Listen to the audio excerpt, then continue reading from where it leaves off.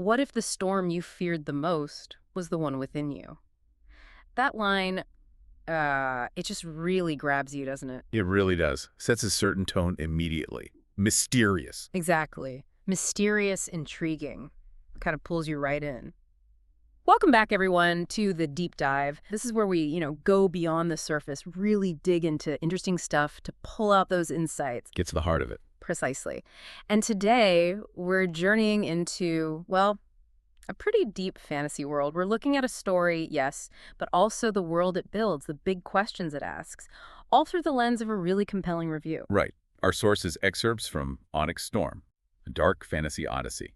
It's a review that dives deep into this book, promising magic meaning and maybe a bit of melancholy, too. Definitely sounds like our kind of material. So our mission today is pretty straightforward. We're taking this detailed review of Onyx Storm, and we're going to distill it down for you. Put out the core essence. Yeah, the most important bit. Give you a shortcut, really, to understanding what makes this particular dark fantasy tick, why it's captivating people, its unique storytelling approach, and, why the critics seem to be responding so strongly. And crucially, no major spoilers, we promise. You can still experience it fresh if you decide to pick it up. Right, preserving the mystery. Though even that title, Onyx Storm, it just sounds heavy, doesn't it? Dark, powerful. It does. And the review immediately mentions these fierce emotional undercurrents. That's what really hooked me. It suggests it's not just about the plot, but the feeling, the themes underneath. Like it gets under your skin. Exactly. The review uses this phrase, doesn't just tell a story, it summons it, which implies something really immersive, almost visceral, like the story happens to you, not just in front of you. Okay, I'm intrigued. Let's unpack this then. Where do we start? The world itself, maybe? Vareth. Yeah, the setting seems crucial. The review paints Vareth as this crumbling realm, not your shiny fantasy kingdom. No, definitely not. It says it's scarred by war, secrets, even a unique curse. What kind of feel does that create, according to the review? It sounds incredibly atmospheric. Think grim, dark cities cloaked in ash. That word, grim, dark, it tells you what?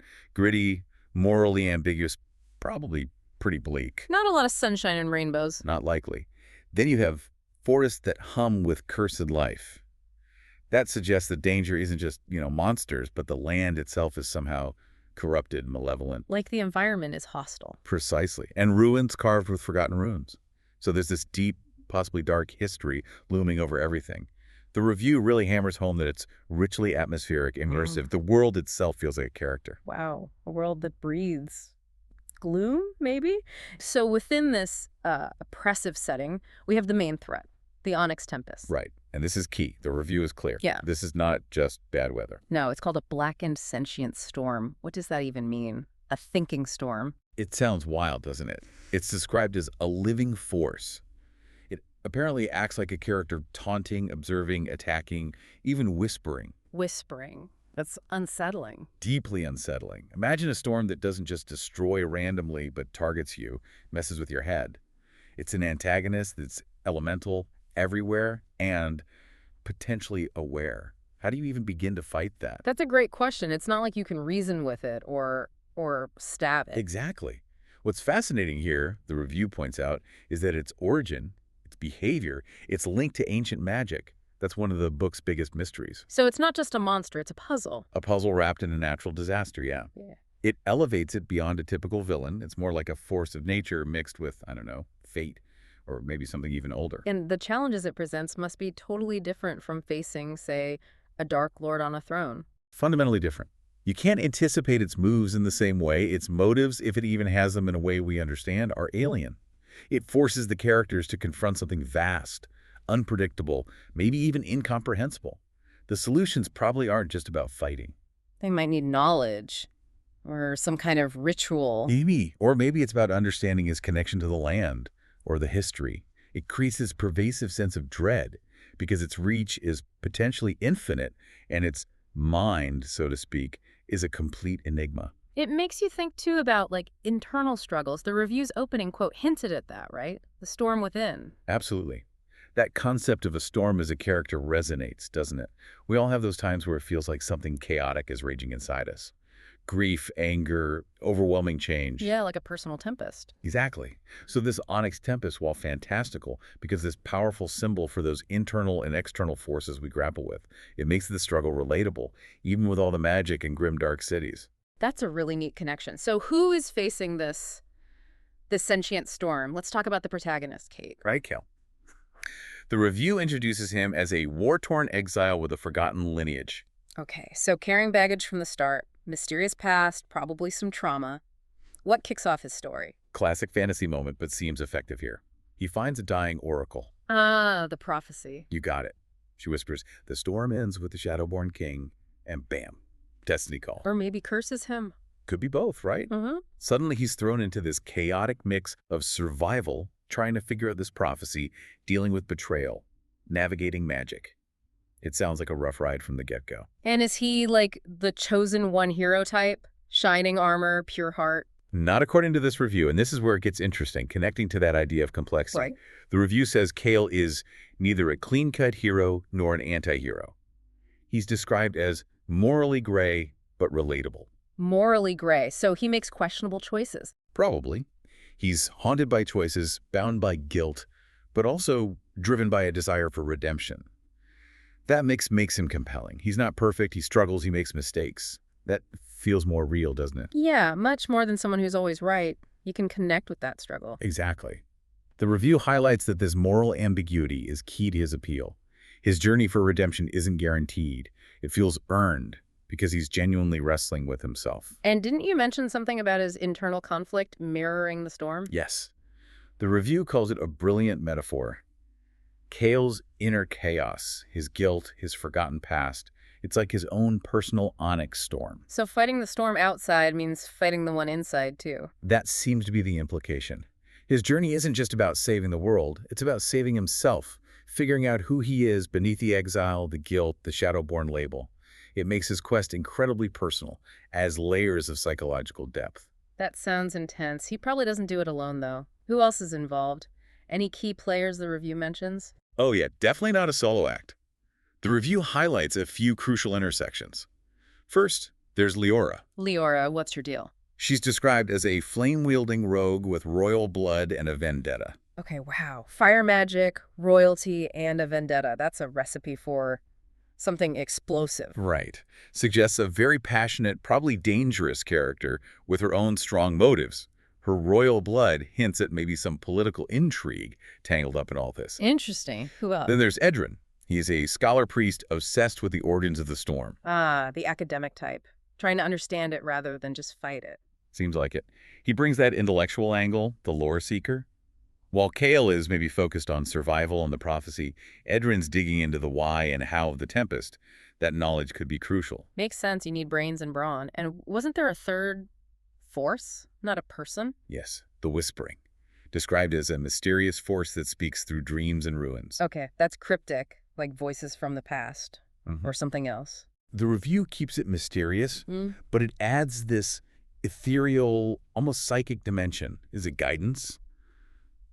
Manipulation, just echoes of history. It adds another layer of uncertainty.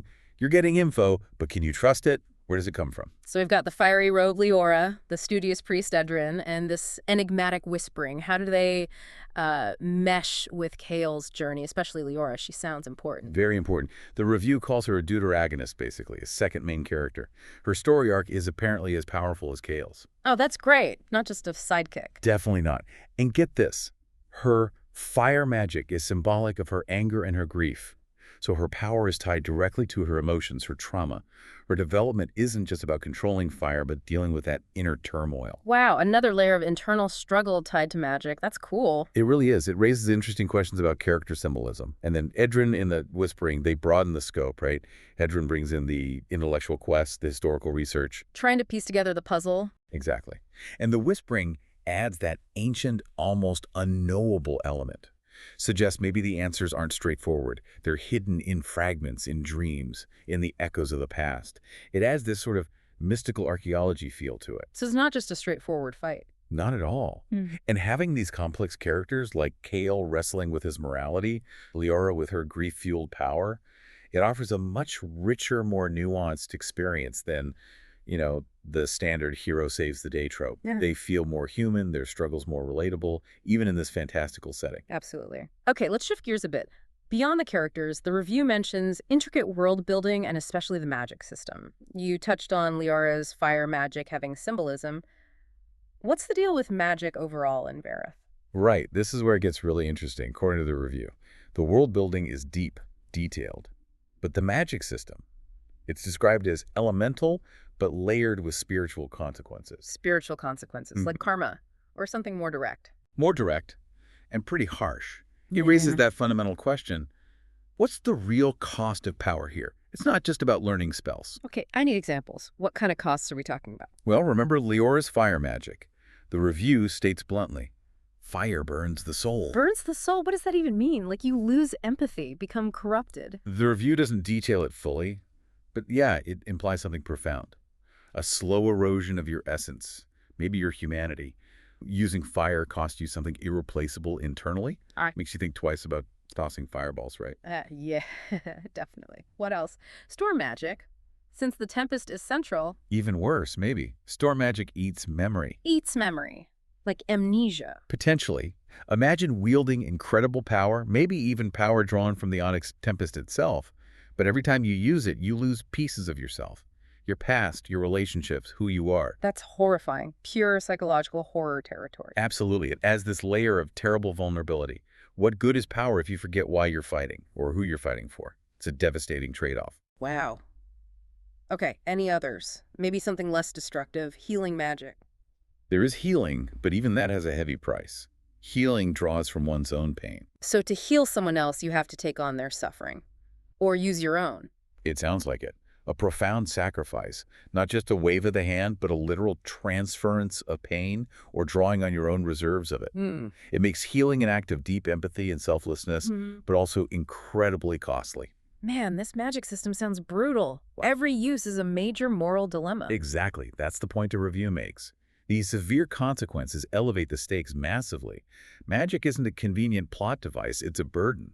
Every single time a character uses their power, they're making a difficult, potentially soul-altering choice. It makes the magic feel weighty, real, in a strange way. It does. It grounds the fantastical power in tangible, often tragic, cost. Makes victories harder, losses deeper. It's a crucible for the characters. And what about the general lore? Gods, ancient wars, how is that presented? The review says the lore, the gods, the wars, the broken oaths is woven in slowly. It's not like you get a history textbook in chapter 1. Okay, so no info dumps. Right. It's revealed more organically through dialogue, memories, and hallucinations.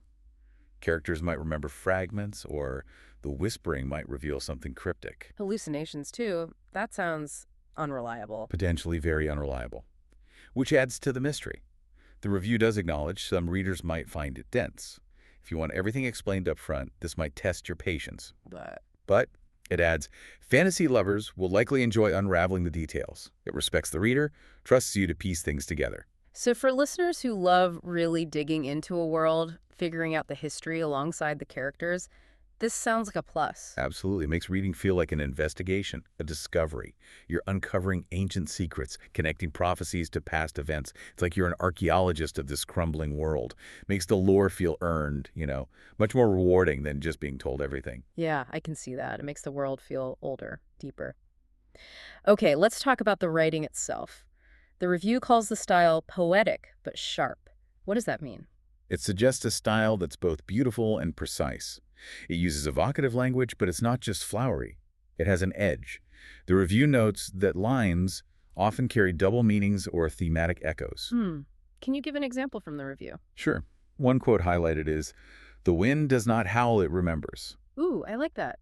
It personifies the wind, makes it sound ancient, like a witness. Exactly. It's not just description, it's thematic. It suggests the world itself holds on to its history, its trauma. The past isn't just past, it's literally in the air. It adds to that whole atmospheric, burdened feeling of Vareth. That's powerful stuff. Any other examples? Yep. Another one is, power is not taken. It is surrendered by the desperate. That's philosophical. What's the implication there? It challenges the usual idea of power being seized, right?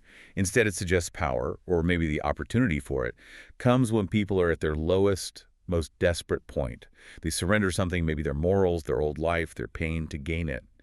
It ties back beautifully to that costly magic system, doesn't it? It really does. Power comes from desperation, and using it costs you dearly. Heavy themes. Very.